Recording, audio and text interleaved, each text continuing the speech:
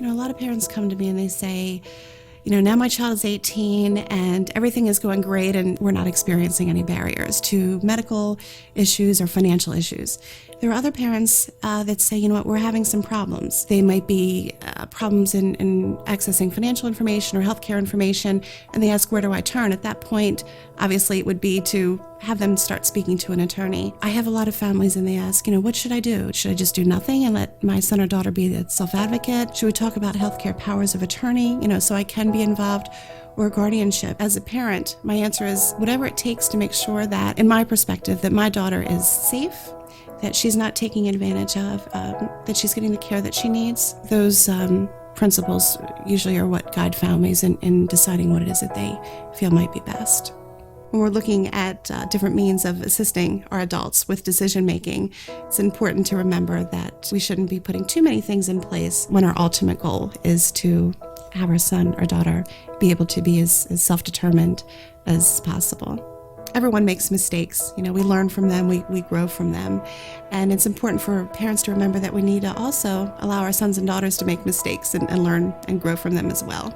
If the individual, when they turn 18 or the age of majority in their state, would like to have parents or other family members assist them with either medical decisions or financial decisions, they could actually go to an attorney and have what are called powers of attorney drafted. A power of attorney is a legal document where someone could give a financial power to someone else to assist them with their financial decision making, or medical power to assist them with their medical decision making. An attorney would need to feel comfortable that the individual who was signing these documents actually understood what it was that they were signing, because they are giving these powers to someone else to assist them. As we know, we're our kids' guardians until they're 18. But at that 18th birthday, guardianship is another option that some families are looking at. They would like to continue being the guardian of their son or their daughter, or perhaps also being a guardian of the assets, and they're two different things. That process is initiated in a court. If I, as a parent, were looking to seek guardianship over my son or daughter or other family member, I would petition the court to become a guardian of the person or the assets. Keep in mind, if you do become the guardian of someone's assets, there are financial accounting and a lot of responsibilities that the court is looking to make sure that you uphold, so the individual with a disability that a guardianship is granted over is not taken advantage of in some financial or other way. You should check with your state if they have a health surrogacy law. What that means is that oftentimes families get concerned if something were to happen to their child medically and they were not able to make the decision in the moment, who would make that decision for them? A health surrogacy law says that the next of kin can make that decision in an emergency situation. And typically the next of kin order is a spouse followed by a parent. And so if parents are worrying about legal guardianship or power of attorney, it's important to know that if there's a health surrogacy law in your state and an emergency happens, you will be able to make the medical decision for your child in that moment based on your state's health surrogacy law. Government benefits are sometimes really tricky for people to understand, and they are more complicated because they can be very different for a child who has a disability versus an adult who has a disability. A lot of parents think that everything will kind of continue status quo when our children become adults when it comes to those types of benefits, but that's not exactly the case. To qualify for a needs-based government benefit such as SSI, which is Supplemental Security Income, that's a monthly income from Social Security, and also Medicaid, which is a health insurance program for adults with disabilities, you have to pass certain tests. Not only do you have to have a disability, but you also can't have more than $2,000 in your name of countable resources. A lot of people don't realize that. At that point, families come to me and they are asking a lot of questions. Some of those questions revolve around, well, as a parent, I'm planning on, when I'm no longer here, leaving my estate, if I have a spouse, to my spouse first, and then to be divided between any children I have.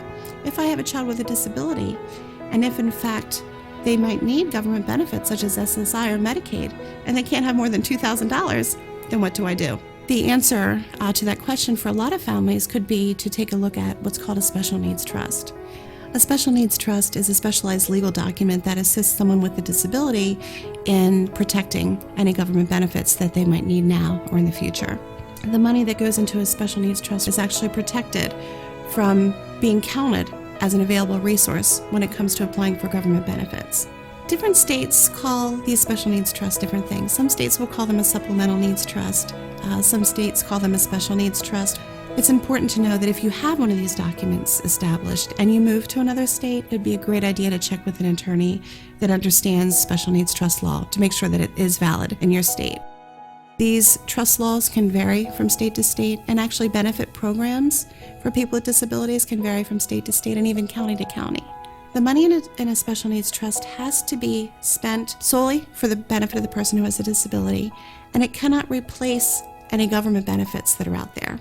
So, for example, a special needs trust can pay for all the things that a government benefit is not already providing. I look at government benefits as providing basic needs, food and shelter. The special needs trust is a way to help enhance the life of someone who has a disability. A special needs trust can pay for things that the individual enjoys, the social types of things that cost money to accomplish that perhaps an SSI check or another benefit they're just not providing. Once that happens, when you fund a special needs trust, you would have to set up a separate account, keep an accounting of that, and make sure that the money is spent on the person who has a disability. Parents ask me, what exactly can I put into the special needs trust that I've just set up for my son or my daughter?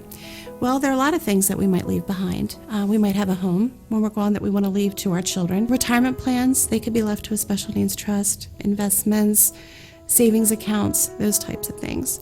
So as you're working with professionals, through the legal side with an attorney, through the financial side through a special needs financial planner, it's important to make sure that you're looking at all the different angles and how this can be done. There's no cookie cutter solution, and if there were, it would be real easy. The great thing is that families can come up with very concise plans. I would strongly encourage parents doing this planning. Please make sure that you are including the person who has a disability at the center of this planning process. The outcome will be so much better.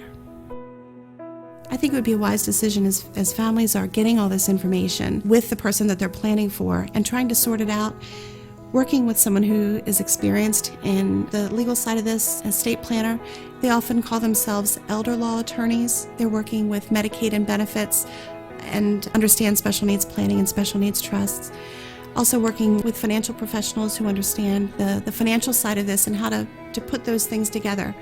While an attorney can draw up trusts, it's important for families to realize once you have these documents, which are basically written instructions on how to deal with your estate when you're gone, that your assets actually talk to them. For example, you go to work every day and they give you some type of benefit, a life insurance policy, a retirement plan. You have to name beneficiaries to those things.